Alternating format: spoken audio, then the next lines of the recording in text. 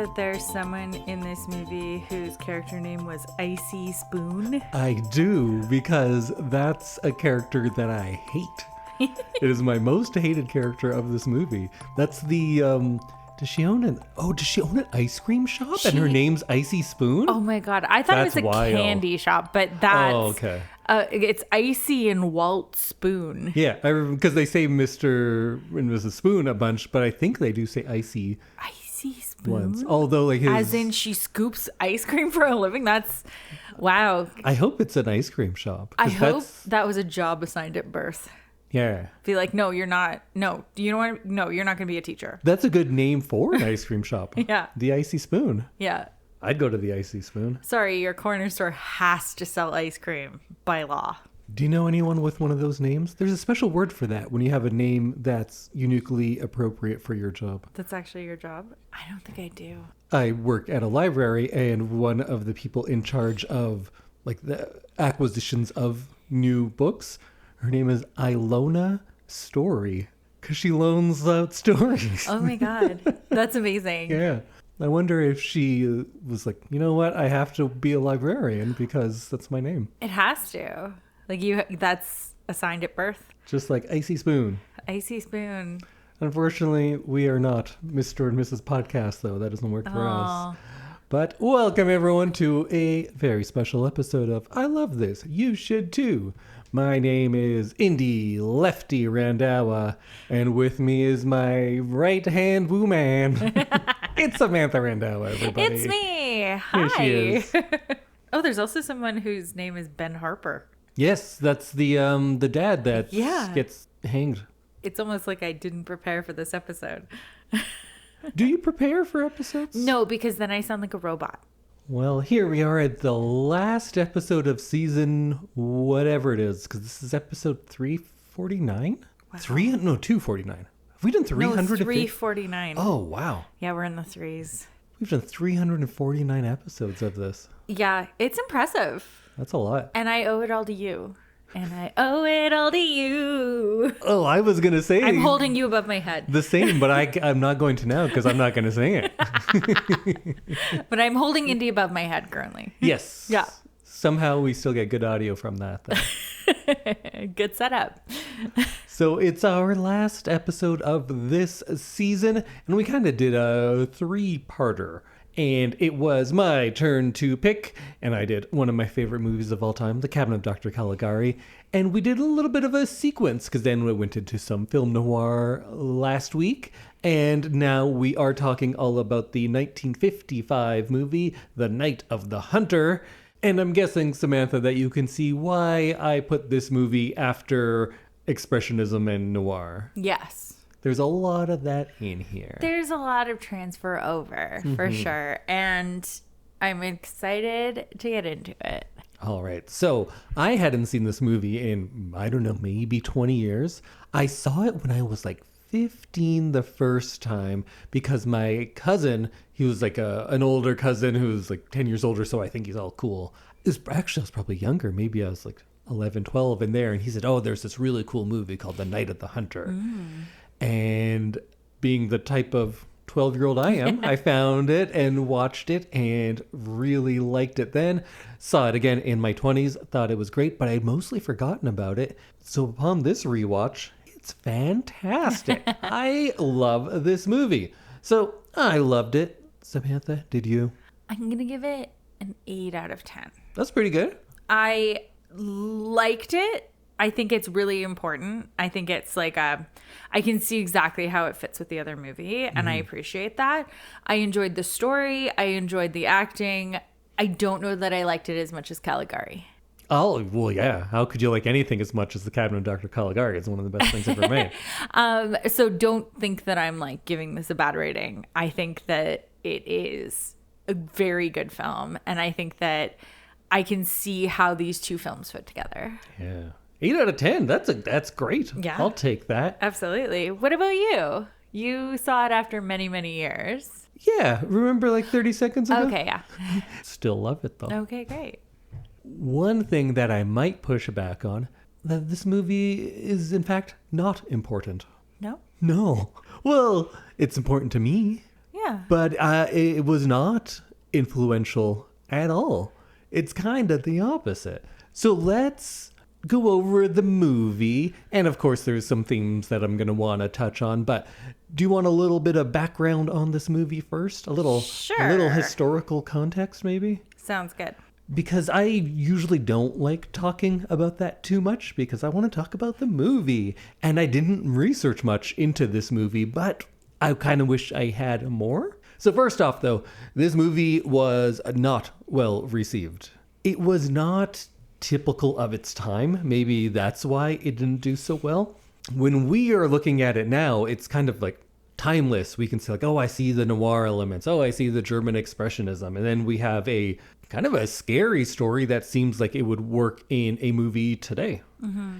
At the time, this movie was seen as weird and discombobulated, and it didn't play well because a lot of those techniques that I look at and say like, wow, that's beautiful. They're really paying homage to the expressionists or the film noir or whatever it is. And I think there's some real attention to detail in the set and the framing and everything like that. But in 1955, movies were trying to compete with TV. TV's just coming out. It's black and white and it's at home. And so movies, of course, are in color and they are big and they're bombastic. It's westerns are really big. Musicals are really big. We want bright colors and we want it to be close to reality because we've seen things that look fake before. Now we're at the point where movies can look more realistic.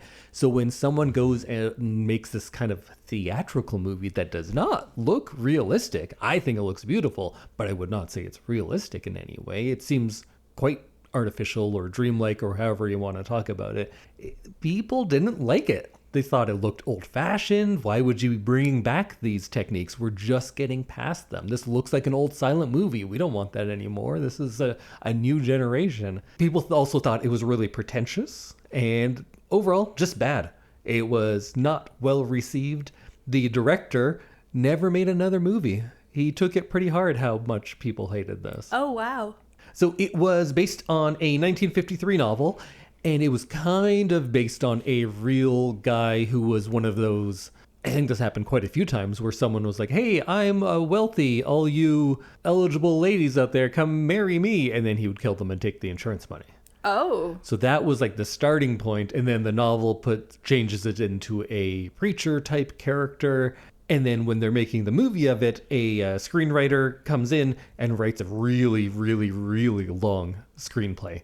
Incredibly long, but then that guy I think was in very ill health, so wasn't exactly able or perhaps willing to make edits on it. So Laughton, the director, comes and says like, okay, I'll rewrite it all, and doesn't take credit for it though. He seems like a real good guy.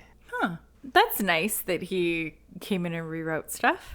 And he also then asked the writer of the novel, because the novelist was an illustrator as well. He was a good artist. So he said like, yeah, what do you think this scene would look like? Draw it up and then I'll make it into the movie. So he was really willing to get a lot of people to put their input into this movie. From the cinematographers to the set deck people, he said, you guys are great at what you do. Go for it. Go do your thing. And that is a very undervalued thing in directors. We were talking about, I think, a few different movies, how when people have unlimited resources and everyone will do exactly what they say, those movies tend to be bad. Movies by committee like this, oftentimes, because you let experts show their expertise. You're not overruling someone who probably knows better about that certain thing than you do. So Charles Laughton, the director, is someone I wish I knew more about. He was a very well-known actor. He won an Oscar for Best Actor, but he wasn't a heartthrob. He said himself, like, he was pretty self-conscious about his looks, and he was always saying, like, well, I'm too fat to play this, I'm too ugly to play this, and he was very well regarded, though, and was classically trained, did a lot of Shakespeare, and Shelley Winters, who is the mom, what's her name? Willa? Let's say Willa. that was one of his students. So he's like, yeah, you're great. I'm going to put you in my movie. Ah.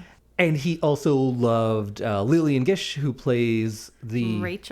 Rachel, yeah, the kind of fairy godmother type who comes in the second half of the movie. He was a big fan of her because she was a big silent movie star. Right. And he was recapturing a lot of silent movie era stuff in this movie.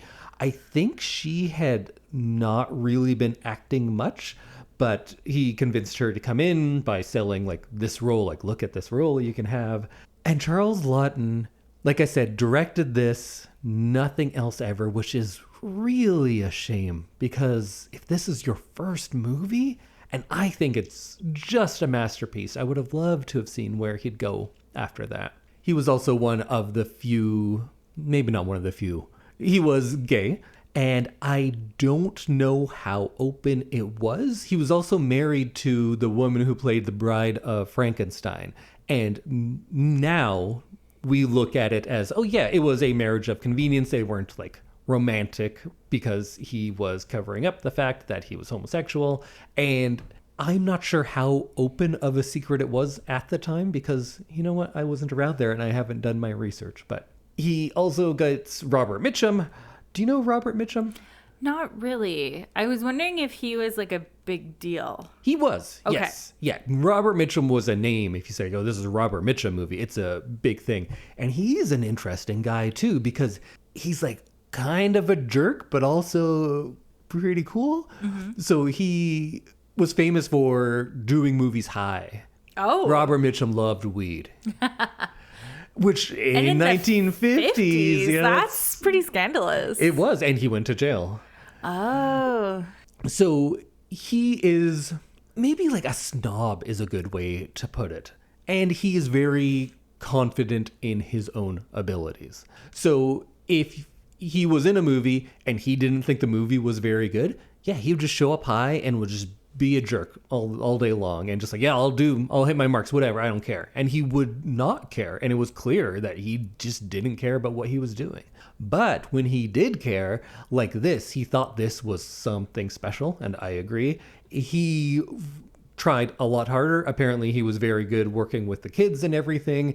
And Laughton also was just very receptive to everyone putting in their own input. It was his first time, and he was just letting everyone be their best selves, which it seems like a real rarity, especially in the 50s, but just in movies in general, right? Directors have like an iron fist, and they're like, you do what I say, and this guy wasn't like that.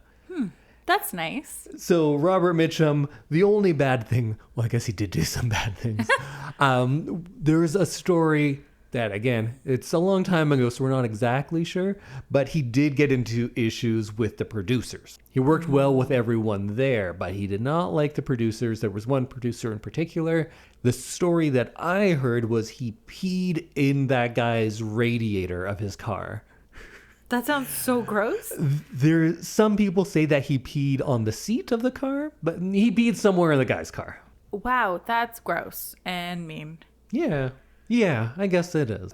But like I said, this movie was not successful. It's almost easier for us, being so far removed from the time, to say that, look at this movie, it's amazing, it's timeless. But when you are of a time, something timeless doesn't always seem as special. Right. It seems like this is old-fashioned. What are these people doing? This is not like anything I watch now. I guess it is easy to like lump everything in the same. Like, oh, it's just like an old movie. Yeah. Yeah, it's not as special. Yeah, I don't know what the equivalent of that would be now. Like if someone made a movie that was very 90s, would we be like, oh, look at this old thing? I would kind of think that's cool. I'd be all for it. Yeah, I wonder what that would be like now. I mean, I can't really think of a movie that would fit into that. No, because when I see things that remind me of an older time in cinema, I usually think that's a good thing. Uh-huh. But I'm also someone who loves Night of the Hunter, so I guess I'm not the everyday person. Correct. Well, let's go through the movie. Like I said in the Cabinet of Dr. Caligari episode, I love calling things dichotomy within. So one of the running themes is going to be dichotomy within Night of the Hunter. The duality, this idea of like the fairy tale world versus harsh reality, appearances versus reality, innocence versus violence, children being forced into an adult world, all these opposing forces that are at odds with each other, kind of working themselves out, how it shifts between a child's point of view to that of a murderer. There's a lot of opposites being slammed into each other in this movie. And I'm sure we'll talk about some of the expressionist visuals and the performances and stuff.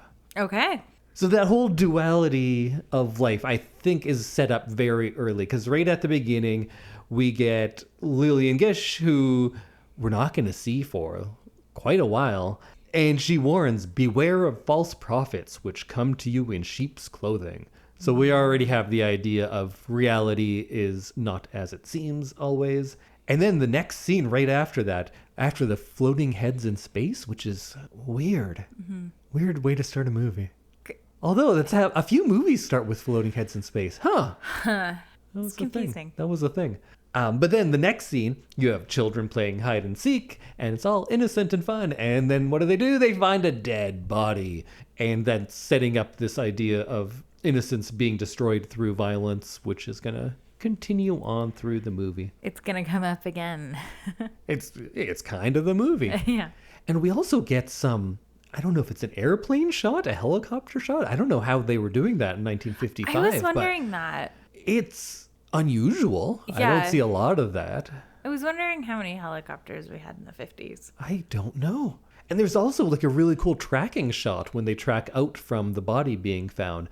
And most of the camera movement, I feel like, is done in that first little bit. And there's not too much more. Yeah. But then we get introduced to our preacher character. And he is at a burlesque show. And he's watching, and he's both disgusted, but I think also a little aroused. Yeah, he seemed a little turned on there. And he's talking to God. And it becomes very clear that this guy is misogynist before mostly everything. Yeah. And very religious. I guess those two. And he winds them together. He's like, you know what I love? God. You know what I hate? Women. How can things. I combine these two? I'm going to say that God's telling me to kill all these women. I'm killing the women for God. Classic misogyny. Because they wear perfume and have curly hair. Those are some of the sins that he lists that they deserve to die for. I may have laughed a little bit when he said, with the curly hair. Yeah.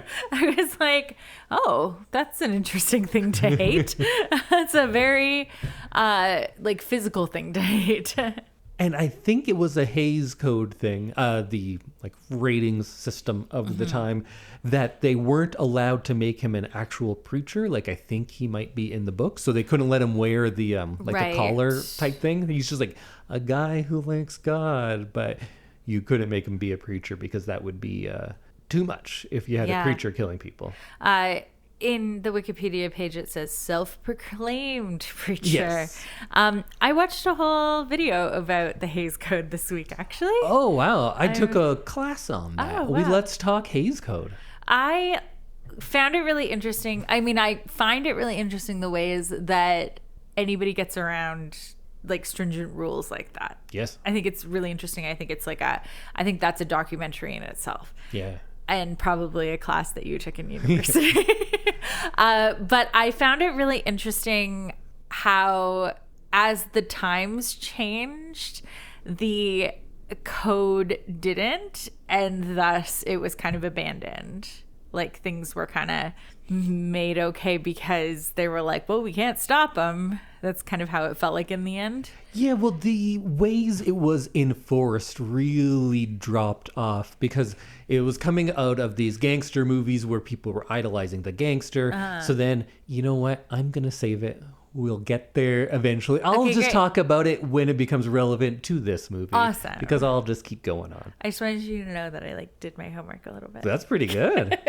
So we were talking about him not being an actual preacher. Right. Do you think he believes the things he's saying? He's doing this for God? He's delusional enough that he's one of the serial killers who is like very much a religious zealot. Like he's a true believer, not just Yes. putting it on for advantage. No. I think he is enough in his own like psychosis that he is like, no, I'm doing this for God. Yeah, and God thinks completely that agree. all these women deserve to die because they are too slutty. And he says that like, oh, I know you love killing, Lord. There's a lot of killing in your book. And you're like, well, yeah, actually. There actually is a That's- lot of. I did think yeah. that was funny because it's true. And having the villain of this be a devout religious man, that's pretty... Avant-garde for For the then. time? Yeah, I was thinking Yeah. that too. Because like religion is still like in the 50s a huge part of American life. And to see a movie where Yeah, now it has no influence on their... No. But I mean, like, it was still very much the law of the land. I feel like most people were abiding by that. And I feel like bringing in a movie where your serial killer is a man of God, or like self-proclaimed or not, He's religious. Absolutely. It is a religiously fueled crime. Mm-hmm. And I think that's an amazing thing to bring into a time where everyone is like, no, but Jesus says, and being very judgmental about Christianity and that kind of thing. I think it's really interesting to see a murderer. I think you wouldn't get that greenlit easily today. I think not. yeah. Because the religious fundamentalists are very much in power and often in charge of studios and such. So, or at least they want to capitulate to politicians who are. And Yeah. they don't want to get in trouble. Yeah. And where the money comes from. But yeah, that part of him being actually religious, there's so many things in this movie that there are so many easier ways to do it. And this takes the interesting way each time. And that's one of those. So we have the dad, Ben Harper, of musical fame. Musical Not fame. that Ben Harper. He shows up to see his son and daughter, and he has a bunch of money with him, and he says, "You go hide this. Don't tell anyone." Where you got it, yeah. And right away, there's so much pressure being put on these kids. John is And the son. Pearl. John's the one I always forget because I always just called him Little Gosling because he looks a little bit. He like, looks like Ryan Gosling. Yeah. Like, I, for a second, was like, when was this movie made? Does this line up? Because that is just small Ryan Gosling. Ryan Gosling is actually 93 years old. He looks amazing for his age. Wow. Good on you, Ryan. But right away, he is kind of stripped of his childhood carefree life, and he's thrown into this adult world, and it's paranoia and it's suspicion and it's danger, and he has no choice in the matter. So then the police come and arrest his dad, and there's that really heartbreaking part where he's just going, don't, and that's all he can say. And that's And he's such so a passive and like, because he knows he has no power over the situation. absolutely. Yeah. We set that up right away I was too. very much like, even if I scream, nothing's going to change. Yeah. Like, so I put the effort in. And the fact that they made the line "don't" and not like "don't take my father away," or Yeah. it's so much. It's just perfect for a kid. It's a 'Cause very kids always childlike go, line. Don't. Yeah. That's what they say. Don't. Don't. Yeah. He just seems so defeated in that moment. And that was kind of heartbreaking and very appropriate for a child character, I felt like. Yeah. Very good child actor. He was fantastic. He was great. And I thought Pearl was pretty good too. I think Pearl's fine. Okay. I think he like carries much of it. If it's not Robert Mitchum on screen, it's usually this kid. Yeah. And I think he was like a well-known, maybe not well-known, but a experienced actor even at a young age already. Okay. Pearl, I think, is fine because she's just being a kid. Yeah. She doesn't have to do as much as John does, but she's good for that. And then the preacher meets the father in prison, kind of hears something about the money because he's talking in his sleep, I think. I think so, yeah. And then the father is hanged. Yeah. And the hangman sings the song that's all creepy. That was a creepy time. That was a creepy moment. Yeah, there's a lot of creepy moments. There in this. is, but that was like, okay. Like, a hanging is bad enough. You don't have to sing while You you don't do have it. to, like, do a creepy song with it. That's too much, man. I don't know. If someone's hanging me, I want them to sing a creepy song. Okay, I promise to sing a creepy song if you're Well, ever you're hung. going to hang me? No, I'm not going to. I was going to say if you're ever hung for a crime, You'll sing the creepy song? I will sing the creepy song. I don't know how I feel. I kind of want the hangman to do it. 'Cause I was it's going like- to say, I don't know if it has the same weight if Yeah, I because sing you it. shouldn't sing a threatening. Because You I'm could your sing a widow. mournful song. I'm like, oh, he was so great. Yeah, that's now the song. he's gone. The first line I want it to be, oh, he was so great. Okay, great. I noted. I will put that in the documents for when you die. And when, hopefully, if I am hanged, it would take more than like 3 days for you to move on. But our old friend, Icey Spoon, is like, hey, you know what? Your husband's been gone for, it's like been like a week now. What you need is a husband. Hey, lady, why are you still single? Move on. And then we get the train with the dramatic music. There's a lot of straight up dun dun dun types There in was. this. It was a very heavy-handed score, I felt like. But I think that's like where the dun dun duns come from, is kind of this era. I like the score very much, actually. There's a lot of other stuff beyond that straight up dramatic one. And then, is it on the house where we only see the shadow of the preacher at first? Yes. No, that comes again later. No, so At this part too. Pearl and John? Yep. Okay. Little Gosling. Little Gosling are in bed. And Oh, they yes. see his hat and his head in the shadow. Mm-hmm. And baby Pearl is kind of scared. And Gosling is like, get out of here. Or he just looks out the window and then he walks away. So right away we're getting this like expressionism at like what it should be. It's showing you the metaphor like very visually. He's looming above them. His threat is kind of ever present and coming into their world. Even though he's on the outside, he's always infiltrating. And it seems like his arrival is imminent with those train shots, with the music, with this shadow. And I think this movie's use of expressionist techniques are most effective when they're trying to make it seem like a nightmare. And that part really does. Yeah. Yeah, that was creepy and really foreshadowed the rest of the movie. And all of this is in real fast at the beginning It's of the like movie. the first This 15 minutes plot of the movie. moves. Yeah, it does. Gets going. They really packed it in. Yeah. And we finally meet him. Oh, no. Well, we already met him. They finally meet him. And he's hanging out with his pal Icey Spoon. And he's doing the love and hate story that when we did Do the Right Thing, I talked about it Right. there. And I said, you know what? One day we'll watch Night of the Hunter and we'll cover it there. So here it is. Which 5 was- years later. I thought about that actually while we were watching it. I was like, I feel like this has come up before and Do the Right Thing. And I didn't realize that people got hand tattoos back then. That's what I'm going to get to. Are you? And then you're going to do like a screamy preacher thing with like your fingers all intertwined? I was trying to think of what I wanted on mine, but only 4 letters. Taco on one. But what's another 4-letter one? Yum! Exclamation mark.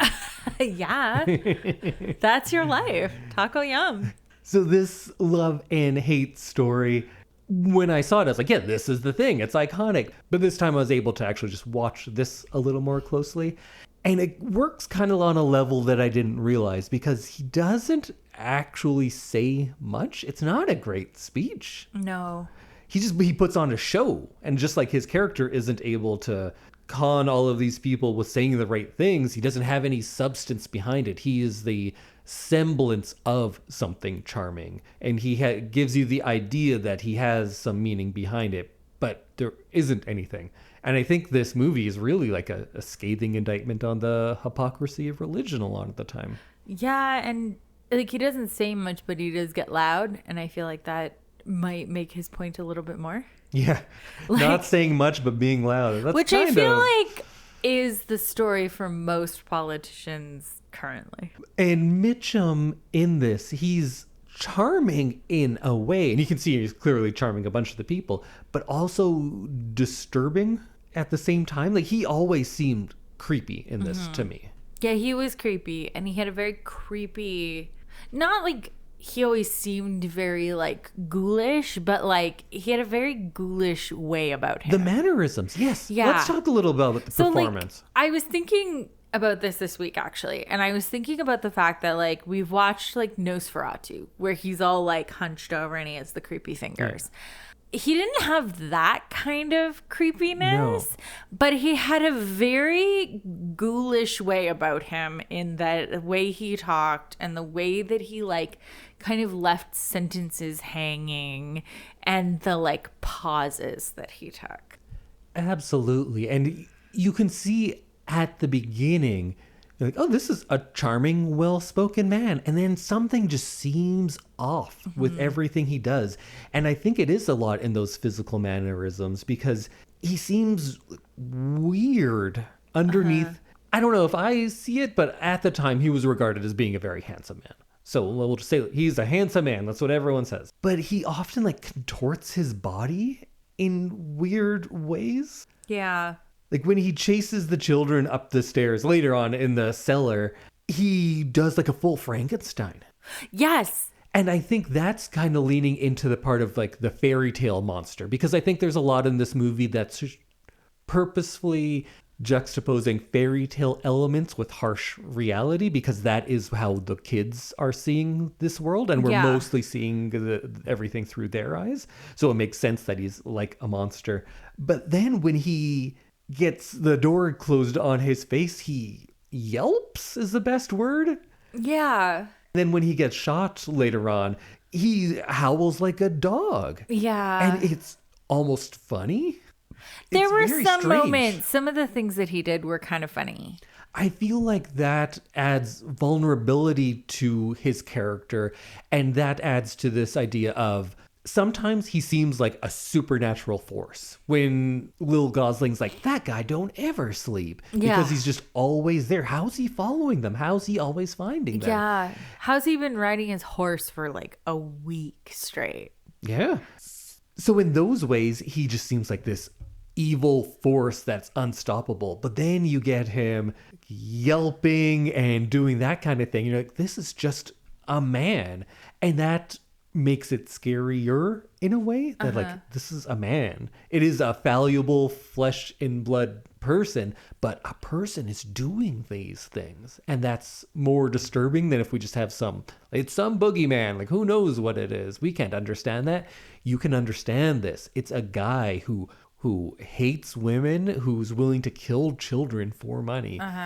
And the reality of that is scarier than the fairy tale version that the kids are dealing with. I agree. So I think the movie a lot of the time is giving us these conflicting things because the kids are having to deal with the conflict, with that conflict of going from a fairy tale villain to like, here is a man who will kill you and already has killed our mom. Yeah. No, and I think it's also very much like, you're counting on the viewer to be like, yeah, that's a frightening thing to meet in the world.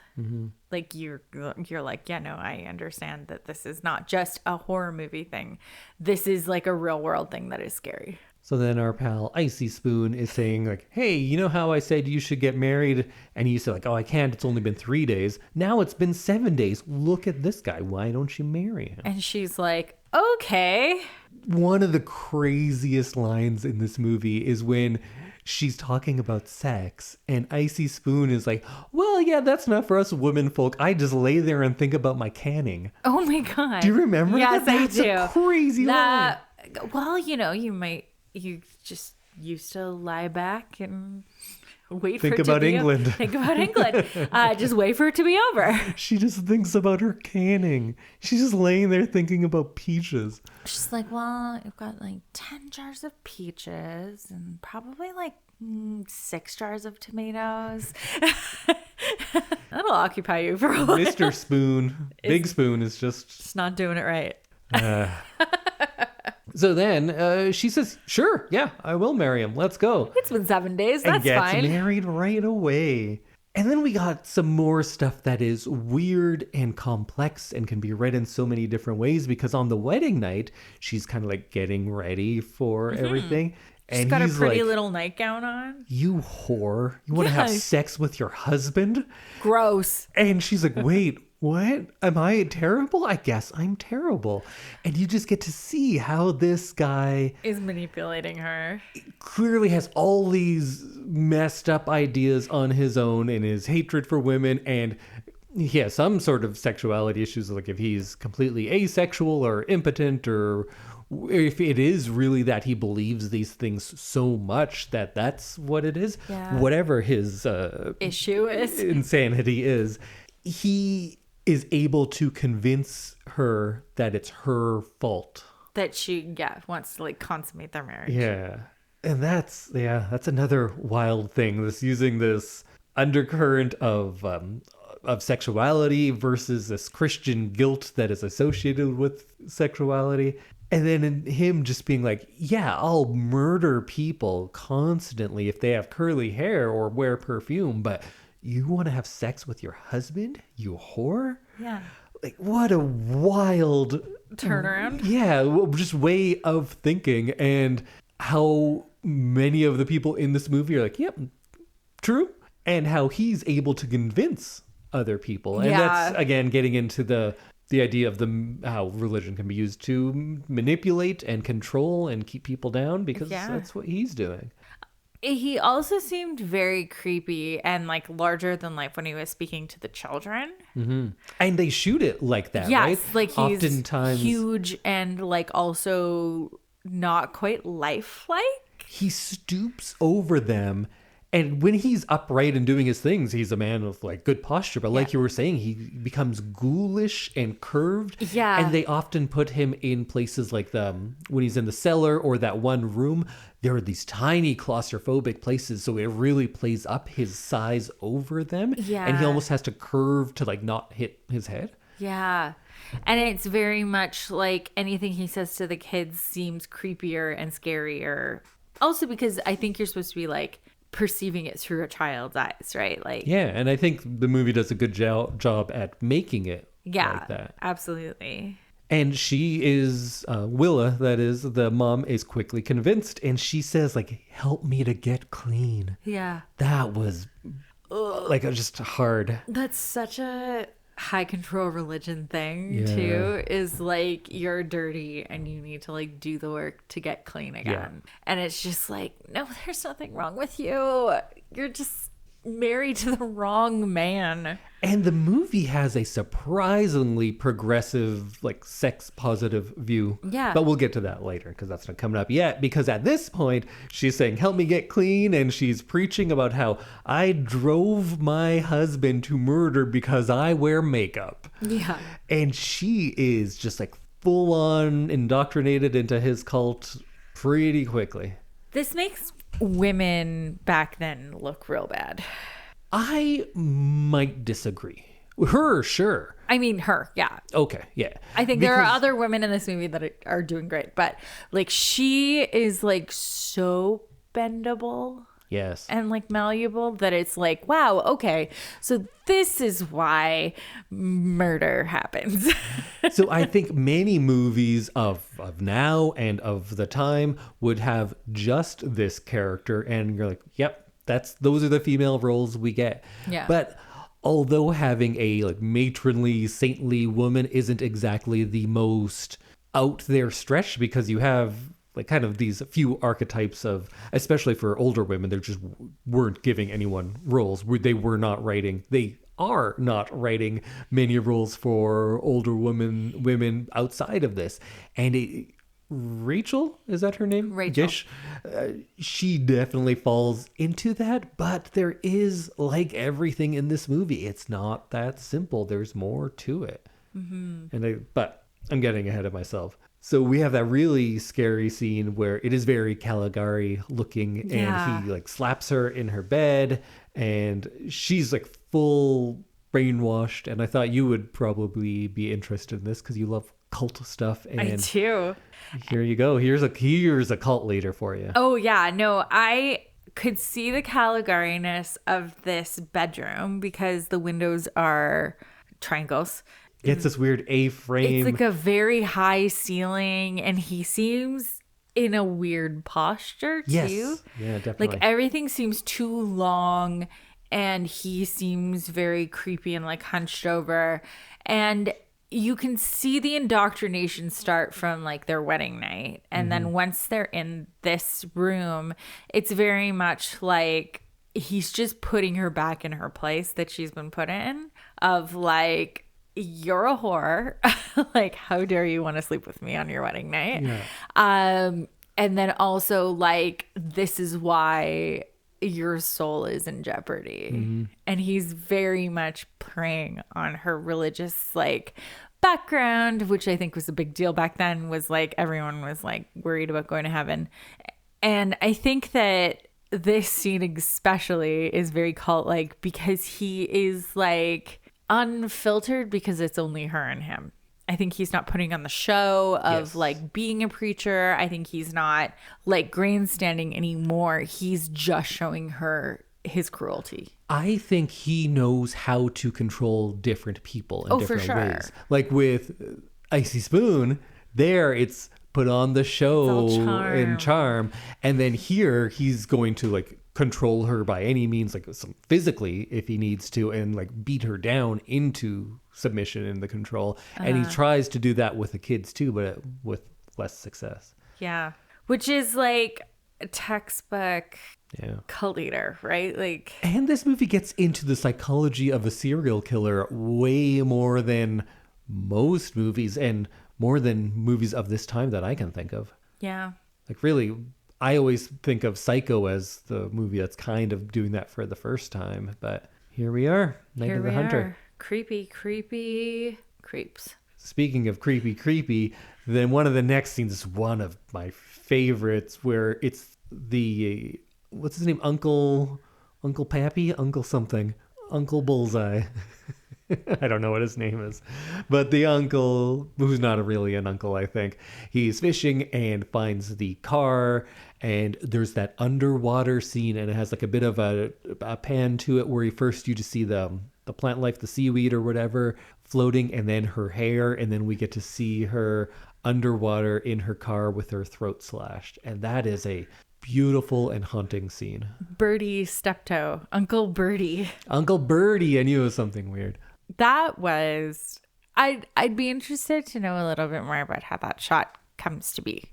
Oh, well, they did it in a tank. Okay. Pretty much everything in this movie is done in studio. There's hardly anything real outside, because like those silent films like Caligari, they are artificial, yes, but controlled. In this case, I think is a better way to think of it, because everything is very intentional. So it was a big tank. It's a wax figure. Okay. And they did do the throat slit, and I think it was done well, because it's not crazy. You're not like, oh, and shocked by the wound. You're shocked, of course, by like the death of it, but it doesn't.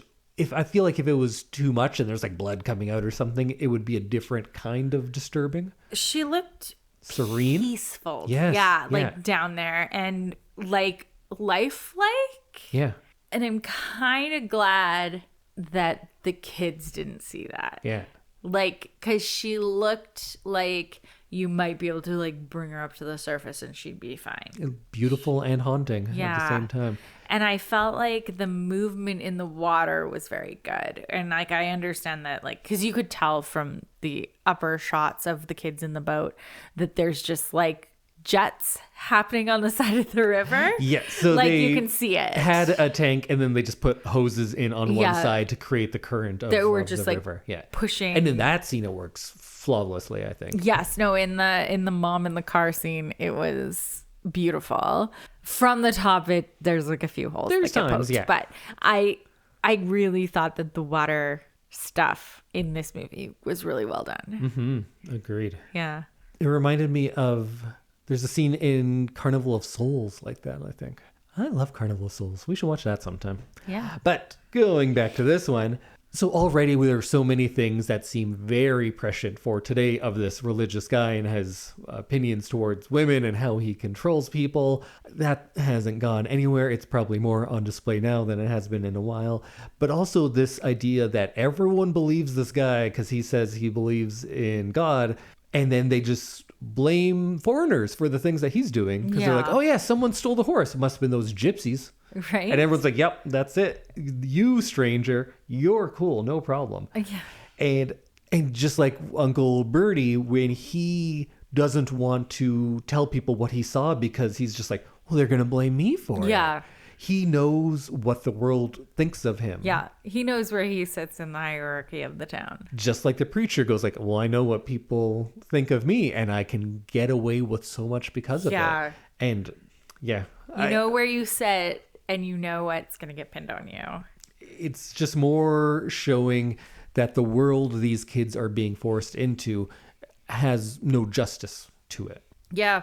And that's like pretty sad. It's terrifying. That's pretty sad that that's the world. And then I think of the world that we live in and I get even sadder. And you're like, yeah, that's pretty sad. And I'm like, yeah. There was one really good scene where to illustrate that when they are hiding from him. I think it's maybe right around now before they run away. And he is up there and he's going to come down. And Icey Spoon comes along.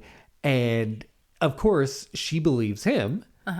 And she says, like, get up here right now. And they do. Because they still are of a child's mind where an adult will get to the bottom of this. Yes. They will protect us. That's what they're here for. You can trust an adult because they're there for you. He's going to get in trouble because now she's here. But no, there is no help for them. She is conned quicker than anybody. So then they run away. Pearl sings a scary song. Yeah. And it just has this late Depression era feel when they are going and getting like a potato from some lady, right? That was all, just brutal. Yeah. This is a harsh movie, but like a beautiful one too. These kids are so lucky that they find Rachel Cooper because everyone else in this movie doesn't really seem to care about the kids. No, they're not like, at all. These are some other ladies' brats. What am I going to do with them? It's the Depression. Yeah, it's sad. And you kind of are so happy about Lily and Gish finding them. Yes. So they're rolling on down the river and they keep seeing all these animals. Yeah. What did you think of that? Every animal was in this movie. Yeah. Every single animal was in this movie. And I was like, wow, the animal budget on this movie alone was like $1 million. There was so many cute animals in this movie. It's like bunnies, etc. What did you think of the use of that? Did it make you feel any certain way? Not like a whole bunch. It just made it seem like they were more out in the wild than they seemed. And it was peaceful. Yeah. Right? So I think like my kind of through line for all of this is the contrasting ideas of going from a children's world, how a child sees things, to the harsh reality of the world around them. So we had the scenes before that are very expressionist of film noir, whatever you want to call it, with the harsh shadows when they're coming out of the cellar and the upstairs scene.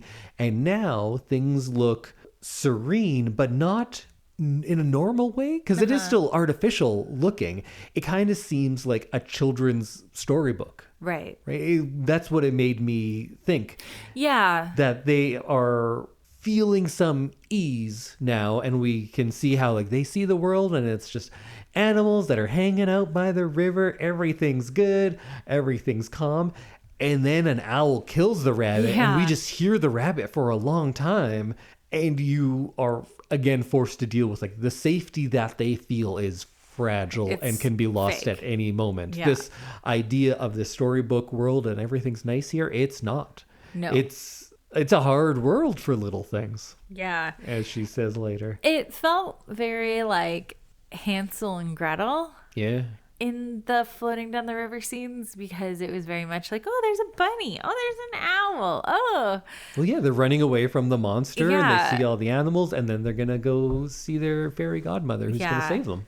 And it felt very like fairy tale in this moment. There's that really cool shot of the horse riding on the ridge. Yeah. I loved that. And that was like forced perspective with a pony. And I don't know if it was a child or a little person, but there was a lot of like really ingenious things that they did to get the look of this movie. Interesting. And then I think that's the point where they meet Rachel, and she, like all of these things with the duality, she's the most caring person, but what's the first thing we see of her? She's whipping him with the stick. Yeah. She's like, get in there, get cleaned up. And I think I said it already, but she's kind of representative of that good part. She's the fairy godmother who is going to banish the monster, and she's fiercely protecting the kids that she already has. And then I'm not sure about this because I didn't actually do much research, but it really seems like they made her be religious on the good side of things to get out of that issues that they might have with the Hays Code. Right. Because they're saying like, look, religion is good. He's bad, but religion is good. So we have the battle between her genuine kindness rooted in faith against his manipulative religious fanaticism. Use of faith. Yeah. When we get to meet Ruby. Ruby goes out into the big city looking for attention. Right. Yeah. She's just a young girl who likes those boys. She does. And when she's messing things up to the point where like maybe costing people their lives, when we had someone else call someone a whore for wanting to or being open to having sex with her husband. Married. When Ruby does this and is like making eyes at the preacher or whatever and gives away the location, Rachel says, like, I don't blame you. You're just looking for love in the only way you know how. Mm-hmm. And I'm going to make sure you grow up to be a strong woman. Like, how often does something like that happen in any movie? Never. Right? Normally. Which is like, I was like, yay! The Ruby character would be the one to die. Because like, oh yeah, she was being bad. She was wanted out there. love. All she wanted was men. And now look at her now. And it goes cautionary tale. Super but that's not what we do here. We actually have a teachable moment. Yeah. Yeah. Where she's like, it's okay. You made a mistake, but I see why you did it. And I'm going to help you throughout this. Yeah. Or what a woman. Girl looking for love. Yeah. Yeah, it was nice. I really liked Rachel. How can you not? She's stern but fair. Stern but fair. So then he arrives at their place and I assume calls them all whores because that's what he does. And he says, I'll be back in the dark. Which, creepy. Yes. Why do you have to be so creepy? That's what he does. Well, it's because he's like a murderer. And he's a manipulator, right? So he knows. I think he knows, like, they're going to be scared. Yeah, and he's like a house of women and children. And also, he's had so much success killing women. Why would he think she's any different? It's true. But she is. Very sure of his skills. Because I think there's a line at one point where he says he's killed 25. Which is crazy. I'm not sure if... I wrote that down, so I must have heard it. And this is back in the time when it was a lot easier for serial killers because you could just like go to another town and nobody knew who you were. True. There was also zero paper trail. But yeah, it's extra creepy in this time.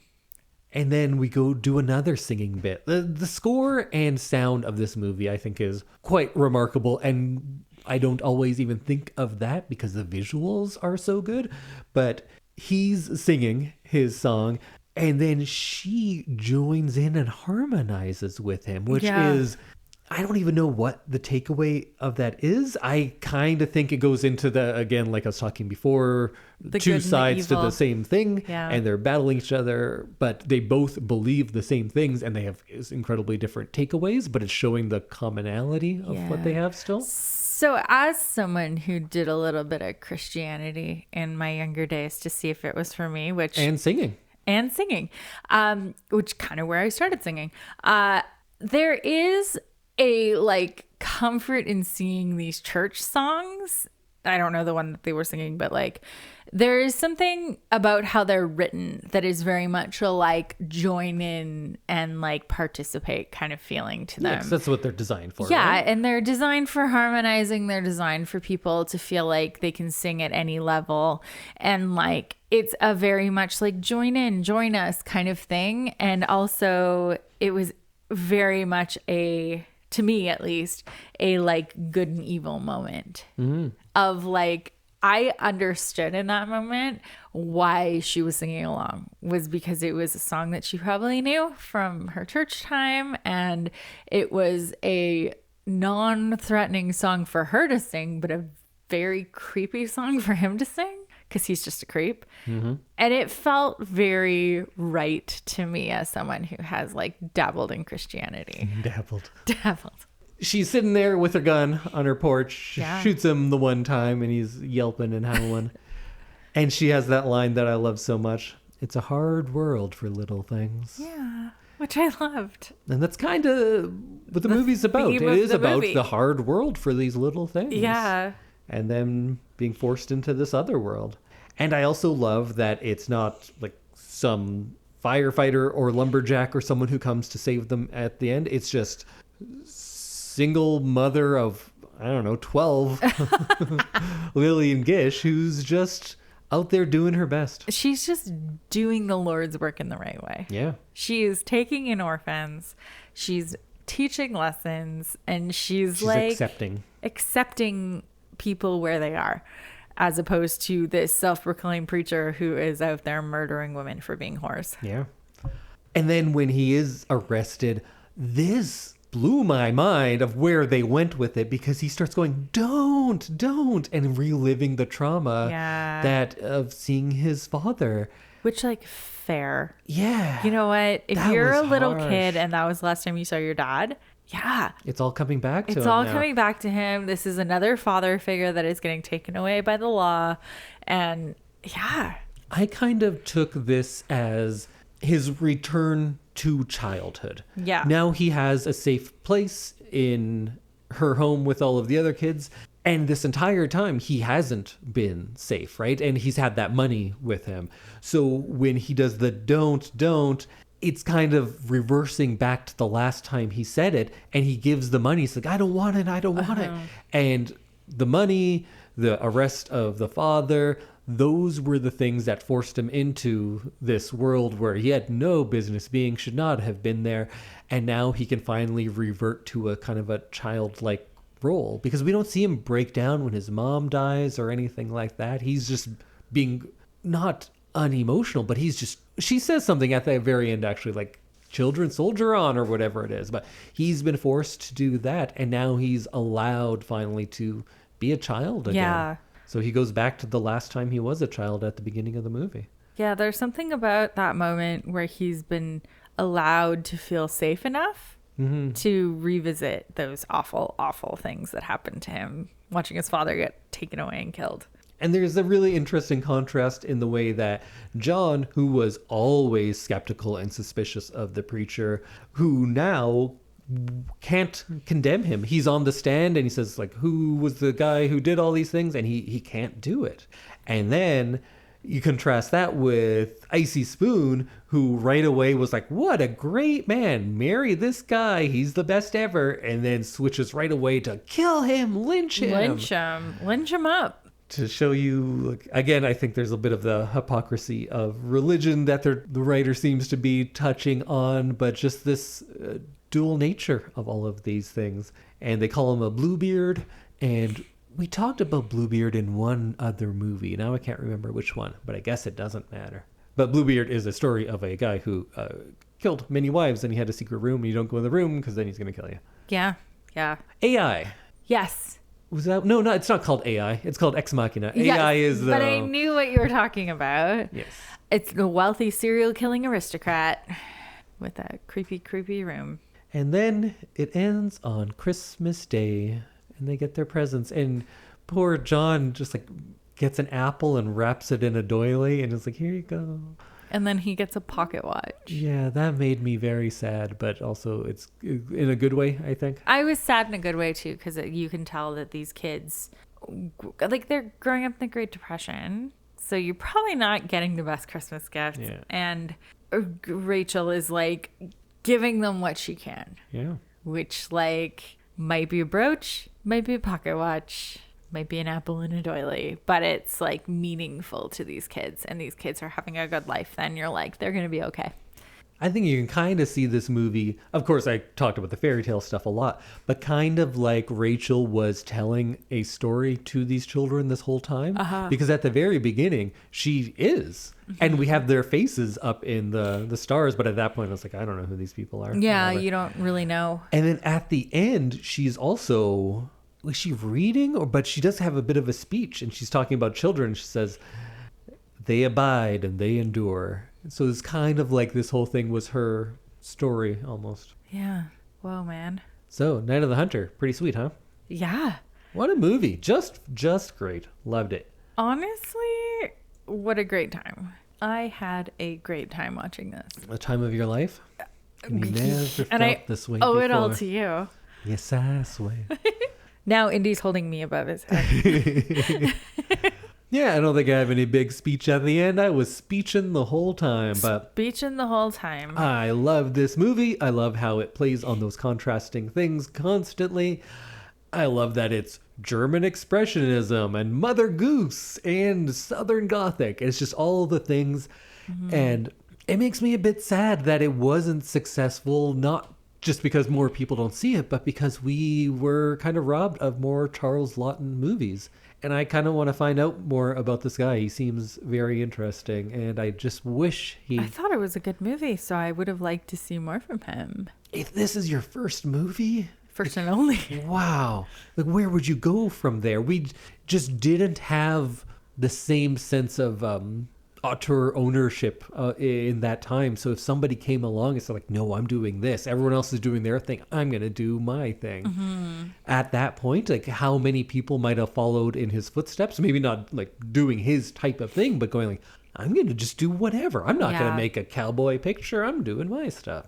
And the way he ran his set, having diverse voices are always good. Sure, he is another white man, but he's gay. He's willing to listen to other people. He loves the input of different artists for their expertise. That's just something. It really could have changed things if we had more people like that had success, but it didn't. But at least it got a second life now. Years removed, people are seeing it, and they're not comparing it to the movies of the time and seeing how it stands out. They're just basing it on its own artistic merit, and there's a lot of it. I really love this movie. The end. The end. I have a question. Yeah. Final question. So we watch a lot of movies. Is $7.4 million like a lot of money today in movies? For the budget of a movie? Yeah. No. Not even. No, not. That's like nothing. That's very small for a movie for today, yes. Okay. So in 1955, this movie had a budget of $600,000, which would be about $7.4 million today. 600,000. Yeah. That is... I knew it was low budget, but that is so much lower than I had expected. So Caligari had a $12,000 budget. Yeah. In 1920. That's a hard one to compare because that's an incredibly low budget movie. Also, even for 1920. But yeah, so $600,000, I think they used it really well. I think also having a studio behind you that allows you to use like the things that it already has built might have also helped, like a river.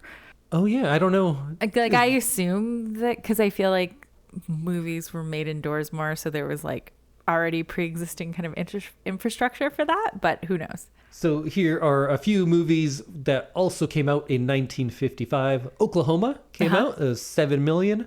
Guys and Dolls, 5.5 million. Rebel Without a Cause, 1.5 million. Desperate Hours, 2.4 million.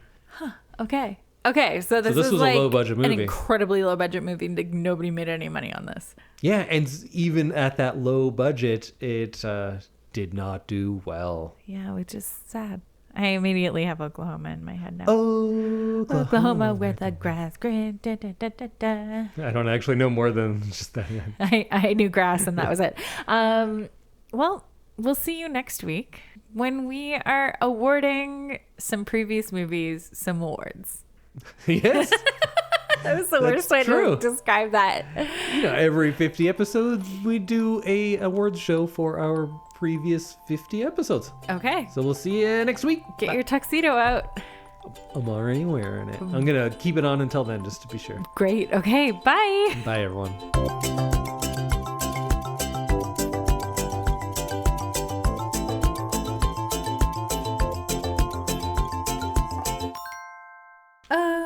Oklahoma. Have you ever been to Oklahoma? No. Yeah, it doesn't need a musical.